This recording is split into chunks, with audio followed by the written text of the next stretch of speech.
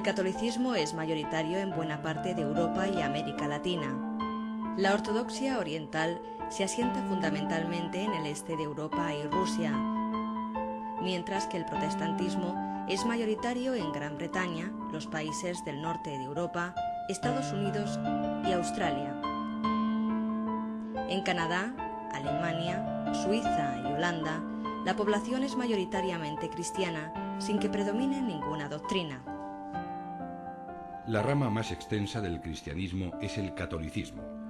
A grandes rasgos, los católicos aceptan la autoridad de un papa infalible, el Papa de Roma, como jefe de la Iglesia. El culto católico se centra en 7 sacramentos o actos que confieren la gracia divina. Estos son el bautismo, la comunión, la confirmación, la penitencia, el matrimonio, la ordenación sacerdotal y la extremaunción. Además, la veneración de santos desempeña un papel principal en la devoción católica. La Iglesia ortodoxa rechaza el concepto de autoridad concedida a un único líder, estando las iglesias ortodoxas gobernadas por obispos, patriarcas, los obispos más antiguos y consejos. Sus sacerdotes pueden contraer matrimonio, si lo hacen antes de ser ordenados. El culto ortodoxo concede importancia al uso de conos para fomentar la espiritualidad a los sacramentos. Con la figura de Martín Lutero surge en el siglo XVI el tercer gran movimiento cristiano, el protestantismo. Lutero y sus seguidores rechazaron muchos aspectos de la Iglesia romana. Aunque dentro del protestantismo existen muchos grupos, todos ellos niegan la autoridad del Papa y aceptan la autoridad principal de la Biblia, reconociendo solo los sacramentos del bautismo y la confirmación.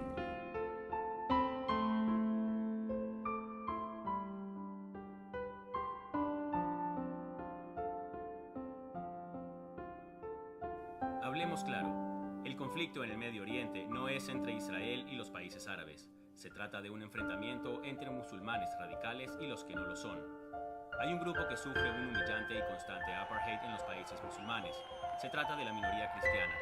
Si usted es un cristiano en el Medio Oriente, sepa que no podrá construir una iglesia ni en Arabia Saudita ni en otro país islamista. Tampoco le dejarán entrar a Jordania con un Nuevo Testamento, y resulta indispensable que sepa que no le conviene difundir la palabra de Jesús en Pakistán, ya que podría ser castigado con 100 latigazos por blasfemar al Islam. Mujeres cristianas en Argelia son obligadas, sí, por esos mismos islamistas, a casarse a los 18 añitos para evitar que germine la prostitución. Iglesias cristianas coptas son incendiadas en Egipto si se sospecha que un musulmán converso al cristianismo se escondió en su interior. Muy cerca de ellos, los cristianos que recaudan limosnas en la Franja de Gaza sufren las constantes agresiones del islamista Hamas y la adicción a los infieles disparándoles en las piernas. Mientras todo esto sucede, la ciudad santa de Belén ve como solamente el 10% de sus habitantes son ahora cristianos, ya que ellos también huyen de los que se creen dueños de la única verdad. Resulta incomprensible cómo personajes inmorales de origen árabe cristiano, como Alfredo Jalife en México o Daniel Jadwe en Chile, se han convertido en los más enfermizos defensores de los mismos que asesinan y persiguen a sus familiares. Quizás ellos y otros portavoces parecidos se han quedado anclados en la ideología panarabista de los años 50 y 60, en donde se afirmaba que lo más importante era la hermandad árabe, mientras que hoy gobierna la hermandad musulmana. Mientras que en 1920 vivían en Medio Oriente 80 millones de cristianos, en la actualidad solamente sobreviven 11. El único lugar donde la comunidad cristiana crece, en donde un juez árabe cristiano sentencia a prisión a un presidente y en donde se respeta totalmente la libertad religiosa cristiana, es en Israel. Hoy, un importante movimiento de árabes cristianos israelíes exige ser enrolado en el ejército hebreo para cumplir con las obligaciones nacionales de la sociedad que los protege.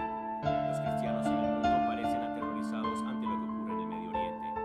Algunos de ellos no logran desprenderse de siglos de prejuicios antisemitas y optan por aliarse con los radicales que mataron a cristianos en Darfur, que cortan las cabezas de monjes cristianos en Siria o que espantan a los cristianos maronitas en el Líbano.